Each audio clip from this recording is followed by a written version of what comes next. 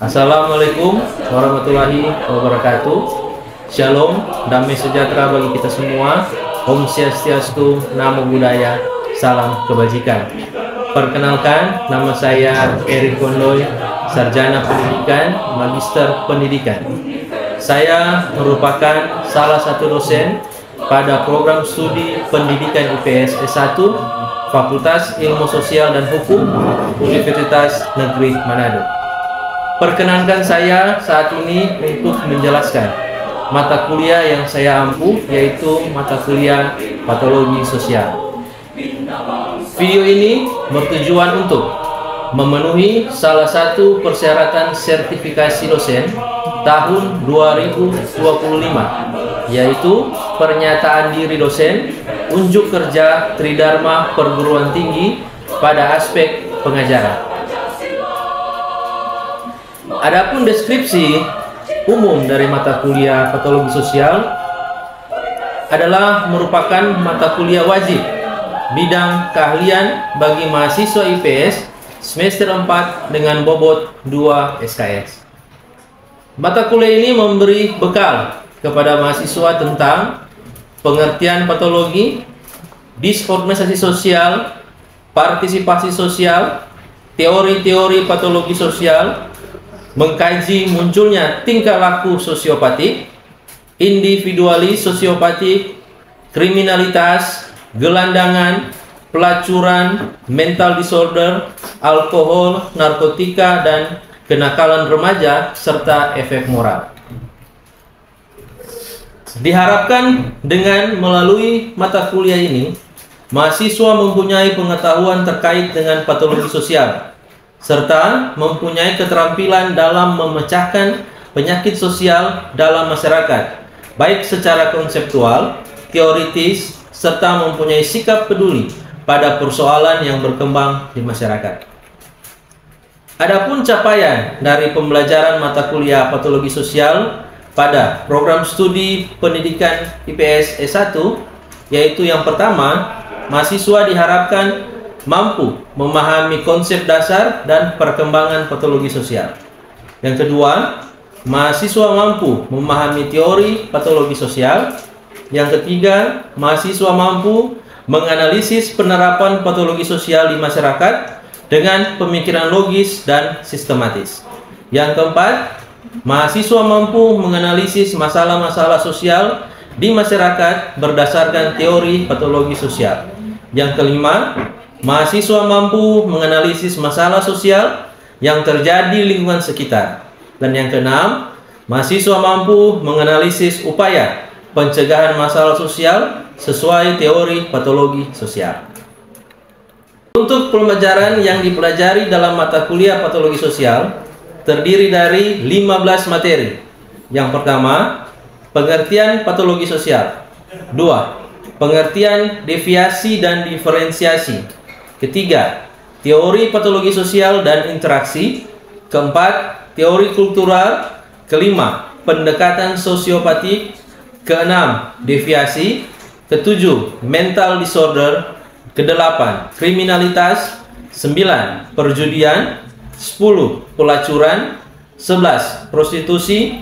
12, narkoba. 13, alkohol. 14, kenakalan remaja. Dan 15, korupsi.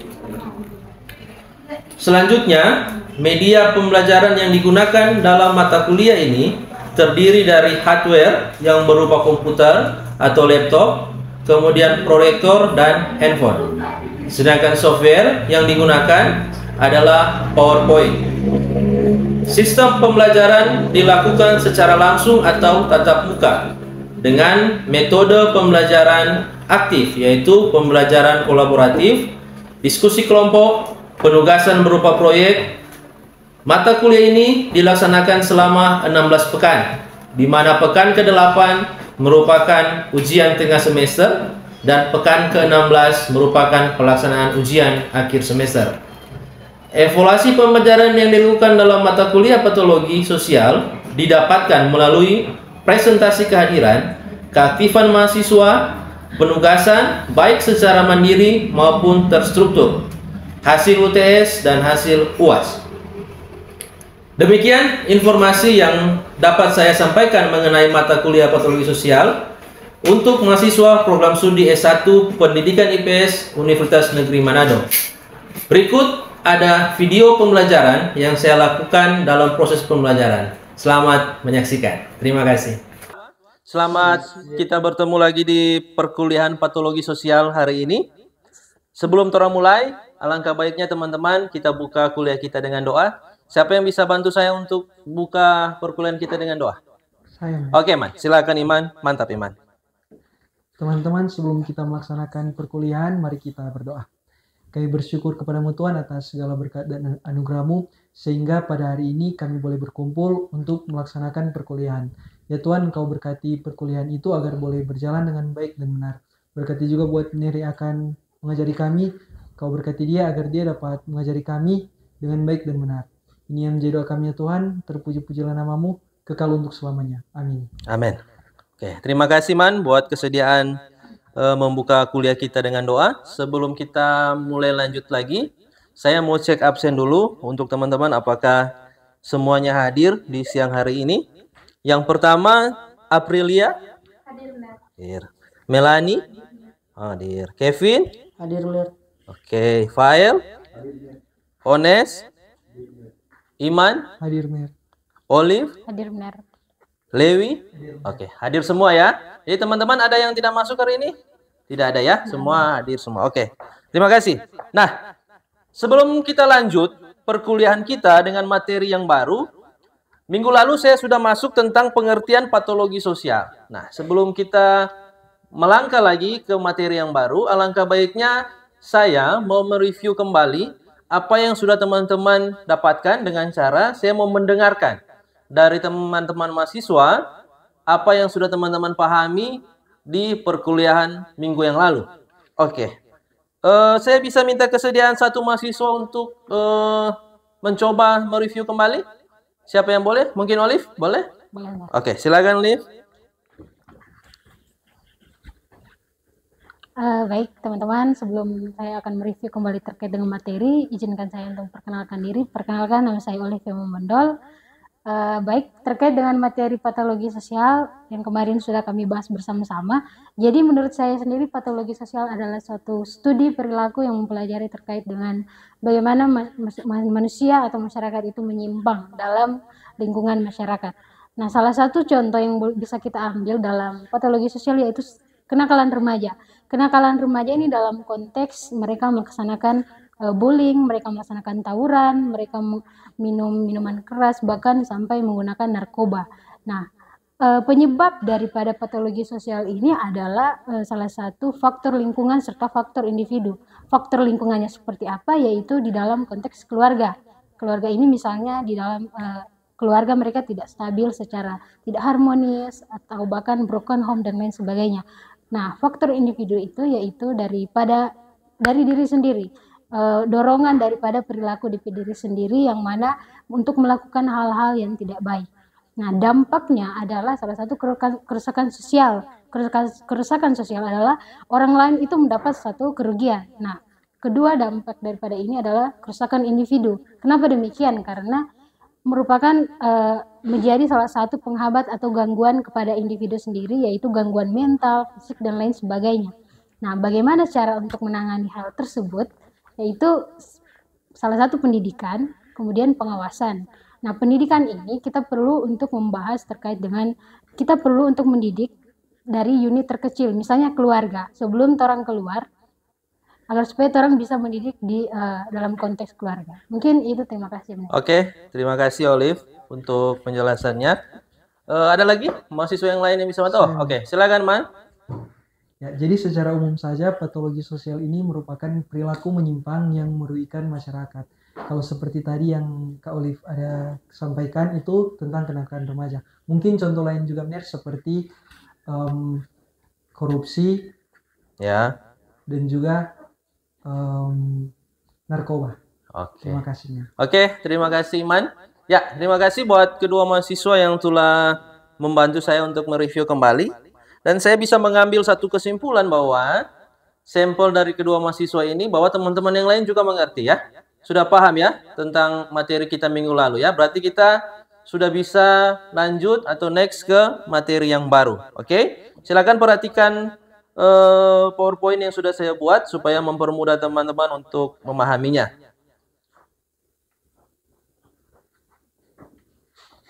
Oke. Nah, ketika kita melihat tentang pengertian patologi, maka kita akan bertemu dengan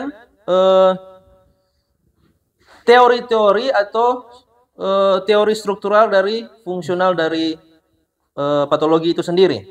Yang pertama, masyarakat itu diibaratkan seperti tubuh manusia. Setiap bagian punya fungsi-fungsinya. Jadi ketika kita ada di tengah-tengah masyarakat, masing-masing kita mempunyai apa?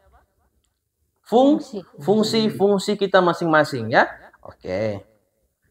Nah, jika ada satu bagian dalam tubuh kita yang tidak berfungsi, maka itu disebut apa? Patologi. Penyimpangan atau penyakit. Misalnya, teman-teman tidak bisa mendengar. Toh? Itu apa? Penyakit apa kalau kita tidak bisa mendengar? Pendengaran. Tuli. Maka itu disebut suatu kelainan dalam tubuh kita. Begitu juga dalam masyarakat.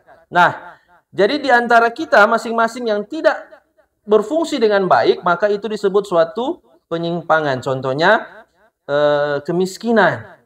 Apa yang menyebabkan kemiskinan? Ada ketidakseimbangan dalam ekonomi. Ada ketimpangan. Ada kelas atas, ada kelas menengah, dan ada kelas bawah. Oke. Kita lanjut. Penjelasan teori konflik. Nah, kita lihat ya.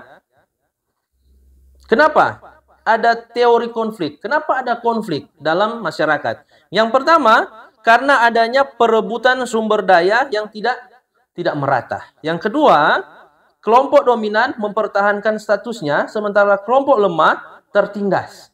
Nah, kita bisa melihat ada kelompok-kelompok yang merasa dirinya kuat, itu akan menindas kelompok-kelompok yang apa? Yang lemah. Bisa kita lihat kan yang terjadi sekarang, ada kelompok-kelompok misalnya ormas-ormas yang menindas masyarakat, misalnya, yang merasa mereka mempunyai pengaruh, sehingga membuat suatu ketimpangan dalam masyarakat. Jadi timbullah kriminalitas. Oke, next. Penjelasan teori interaksionalisme simbolik. Ini berfokus pada proses interaksi sosial sehari-hari. Perilaku penyimpangan terjadi karena ada label di masyarakat. Jadi label ini pemberian apa ya teman-teman, cap kepada seseorang. Jadi misalnya saya beri contoh, minta maaf ya, Kevin misalnya. Kevin ini pemabuk di wilayahnya, maka diberikan sampel atau cap kepada Kevin adalah seorang pemabuk yang suka membuat keributan ya, misalnya kalau suka ganggu-ganggu orang yang datang ke wilayahnya, maka dia dicap nakal ya, karena stigma itu membuat Kevin bukannya berubah tetapi semakin nakal. Karena ada cap atau stigma dalam dirinya. Oke. Pengertian interaksi sosial. Interaksi, apa yang dimaksud dengan interaksi? Interaksi adalah hubungan timbal balik. Ada hubungan, ada komunikasi, ada percakapan. Nah, itu disebut interaksi. Nah, interaksi timbal balik antar individu atau antar kelompok dalam masyarakat. Ciri-cirinya adalah satu. Ada pelaku lebih dari satu. Kalau cuma sendiri itu tidak bisa disebut interaksi. Harus 2, 3 baru itu ada interaksi. Tidak mungkin Anda berkelahi dengan diri Anda sendiri. So, misalnya Anda pukul-pukul wajah Anda sendiri kan tidak mungkin. Harus pukul wajah orang lain. Itu namanya suatu interaksi. Ada komunikasi. Tidak mungkin Anda bicara dengan diri Anda sendiri. Dikira Anda orang yang tidak waras. Atau istilah sekarang ODGJ. Orang dengan gangguan jiwa. Ada yang sering bicara sendiri? Atau iman pernah ke bawah pohon dan bicara-bicara dengan pohon misalnya? Tidak toh? Tidak, karena iman tidak tergolong orang ODGJ. Kemudian ada tujuan tertentu, ada maksud tujuan kita untuk mencapai itu. Kemudian memiliki dampak sosial. Bentuk interaksi sosial.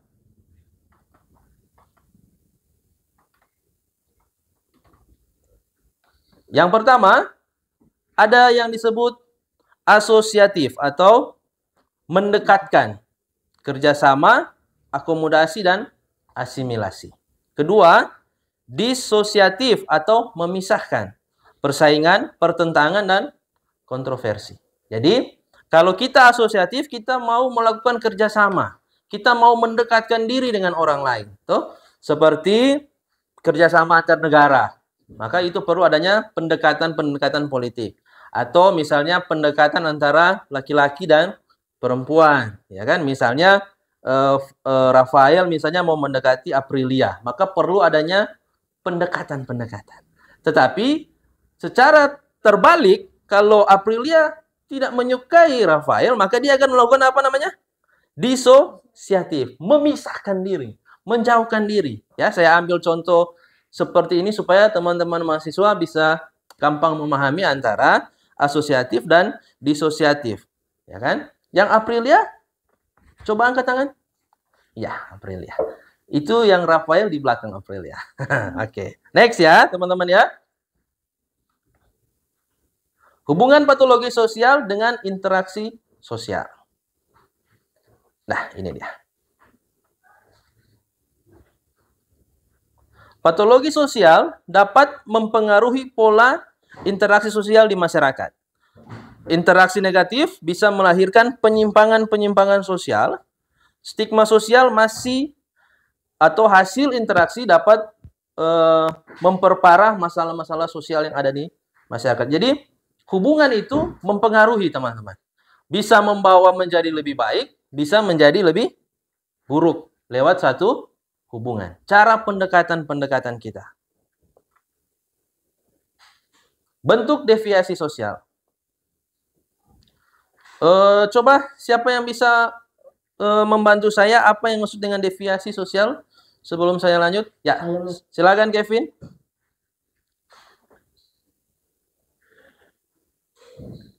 Contoh deviasi dalam masyarakat bisa beragam, mulai dari yang ringan seperti melanggar aturan lalu lintas, hingga yang berat seperti melakukan tindakan kriminal. Oke, terima kasih Kevin. Nah, kita bisa melihat di sini, deviasi itu bisa ada positif, bisa juga ada negatifnya. Ya, perilaku penyimpang, seperti ada hal-hal yang tidak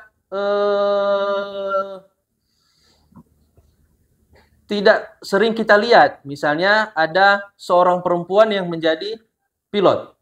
Ya kan, itu kan tidak sering kita lihat. Tetapi ketika ada, maka itu suatu penyimpangan, tetapi penyimpangan yang baik. Ada perempuan yang jadi tukang bangunan. Ada perempuan yang jadi supir angkot. Ya kan?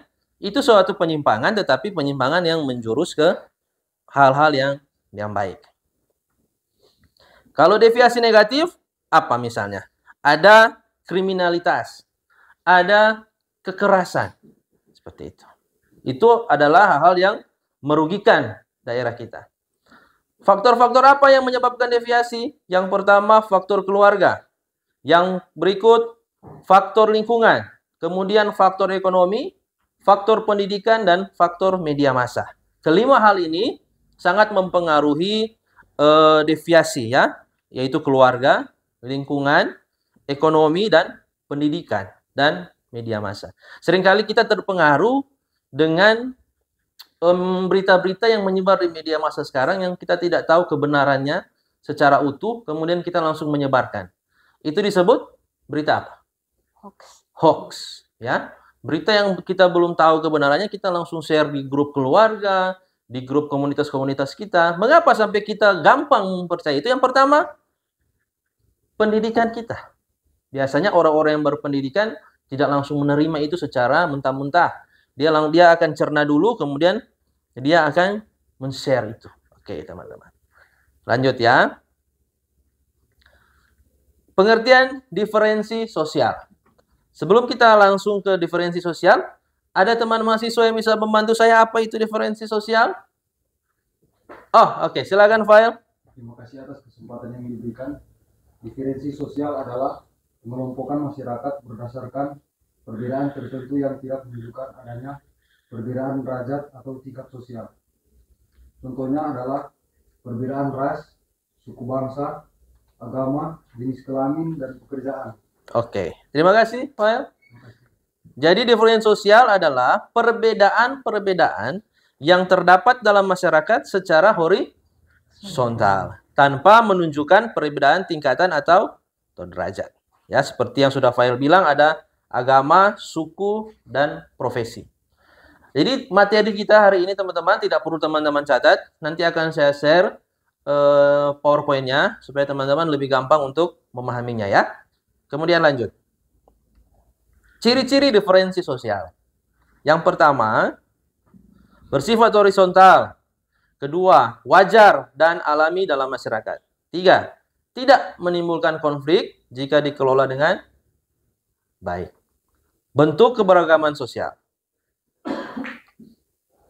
Bentuk diferensi sosial yang pertama agama. Kedua, diferensi ras dan etnis.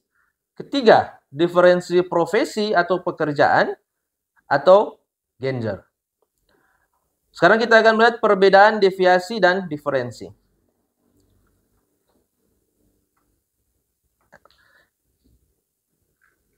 Kalau deviasi sosial itu penyimpangan norma, sedangkan diferensi sosial itu perbedaan sosial yang wajar.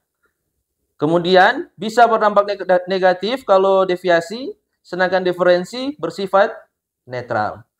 Kalau deviasi itu kriminalitas, kalau diferensi adalah perbedaan agama.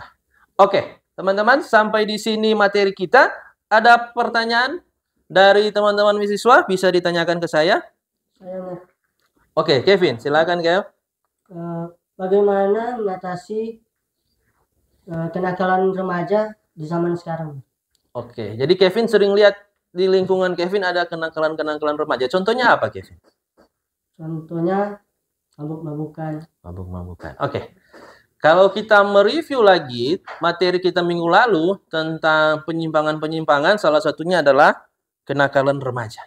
Nah, di dalam kenakalan remaja banyak sekali yang dibuat oleh remaja-remaja. Salah satunya mabuk-mabukan, tawuran, narkoba, bahkan prostitusi juga. Sekarang pelakunya sudah dari kalangan remaja. Ya, masih umur belasan-belasan sudah terjun dalam prostitusi. Nah, untuk mengatasi ini ada beberapa hal yang perlu kita lakukan karena hal-hal ini terjadi di lingkungan kita. Salah satunya keluarga. Ya, kita kembali dulu ke hal yang kecil yaitu keluarga. Apa yang anak dapatkan dalam keluarga itu akan dia lakukan di luar. Jadi contoh dari orang tua adalah yang terbaik untuk anak-anak kita. Jadi kalau teman-teman nanti sudah berkeluarga, sudah punya keluarga sendiri, sudah punya anak, teman-teman harus melakukan hal-hal seperti itu. Berikan contoh yang terbaik, ya kan? Kalau Melanie sudah berkeluarga? Belum. Nah, kalau seandainya teman-teman sudah berkeluarga, berikan contoh yang baik. Ada istilah seperti ini. Anak itu seperti kertas putih yang lahir ke dunia. Mau ditulis apa, mau digambar apa, itu tugas dari orang tua. Apa yang Anda gambar, apa yang Anda mau anak Anda jadi, maka dibentuk dari orang tua. Yang kedua, selain keluarga adalah apa? Lingkungan. Meskipun dalam keluarga sudah baik, tetapi ketika dia keluar dan dia bergaul dengan lingkungan yang bisa merusak perilaku baiknya, maka akan merusak sifat anak tersebut. Oke? Dan yang ketiga, pendidikan. Harus diberikan pendidikan yang baik. Ya, supaya dia bisa mencerna mana yang baik, mana yang tidak baik untuk dia lakukan. Di dalam keluarga, salah satunya adalah pendidikan agama. Ya, dia kuat dalam pendidikan norma, dia kuat dalam pendidikan agama. Oke, teman-teman, Kevin sudah bisa pahami mengerti? Oke, mantap. Nah, ketika kita sudah melakukan materi hari ini, saya akan memberikan penugasan buat teman-teman untuk minggu depan dimasukkan ke saya. Nanti saya akan bagi kelompok untuk teman-teman lakukan. Nanti akan saya share di grup mata kuliah kita. Teman-teman tinggal lihat di situ materi-materi apa yang harus teman-teman kerjakan. Oke?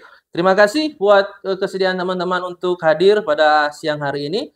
Karena tadi kita buka kuliah kita dengan doa, alangkah baiknya kita akan menutup kuliah kita juga dengan doa. Saya minta kesediaan Olive bisa tutup doa.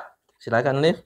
Baik, teman-teman, sebelum kita menutup seluruh rangkaian kegiatan perkuliahan kita, mari kita berdoa dan izinkan saya untuk berdoa dengan sesuai dengan agama saya, yaitu Kristen Protestan. Mari kita satu dalam doa.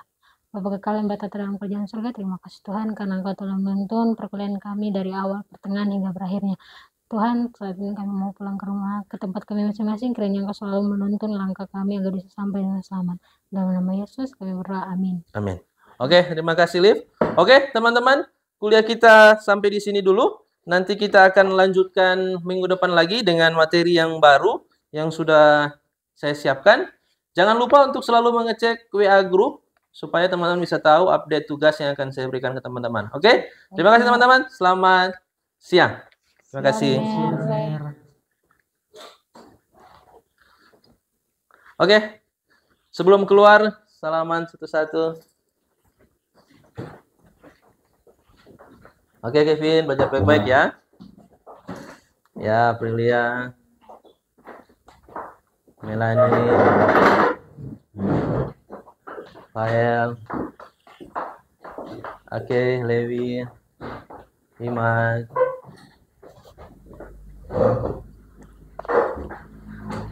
Ones. Mantap. Oke. Terima kasih ya.